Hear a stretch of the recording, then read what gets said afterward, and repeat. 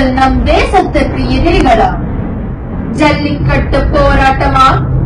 தேச பிரிவினை போராட்டமா? தன்னலம் கருதாத மாணவர் போராட்டத்தில் சுயநலக்காரர்கள் கொட்டம் மடிப்பது காணி. தேசிய கொடியை ஏற்ற விடாமல் நம் தேசத்திற்கு எதிராக கோஷமிட்டனர் சில தேச விரோதிகள். மாணவர் சக்தியை ஜல்லிக்கட்டு என்ற பெயரில் தேசத்திற்கு எதிராக திருப்பும் முயற்சியில் ஈடுபட்டனர். விழித்துக் கொள்ளுங்கள் மாணவர்களே, நமக்கு தேவை ஜல்லிக்கட்டு. ஜல்லிக்கட்டு நமது உரிமை. ஜல்லிக்கட்டு நமது பாரம்பரியம், நமது கலாச்சாரம். அதே போல் இந்தியா நம் நாடு, நம் தேசம். எல்லாரும் மாத்திக்கங்க மாணவர்களே. உங்களை இந்தியாவுக்கு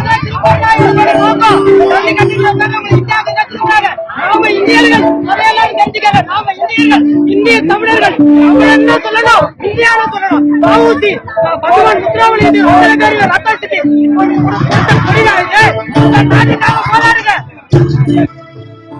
தேசிய கொடியை அவமதித்ததோடு தேசிய கொடி ஏந்திய மாணவர்களை சரமாரியாக தாக்கினர்.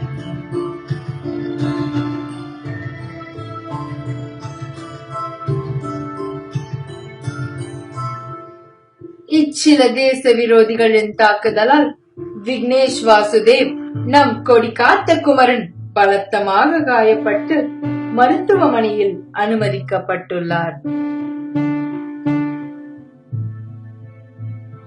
வீழுவதெல்லாம் எழுவதற்காகவே தவிர அழுவதற்காக அல்ல.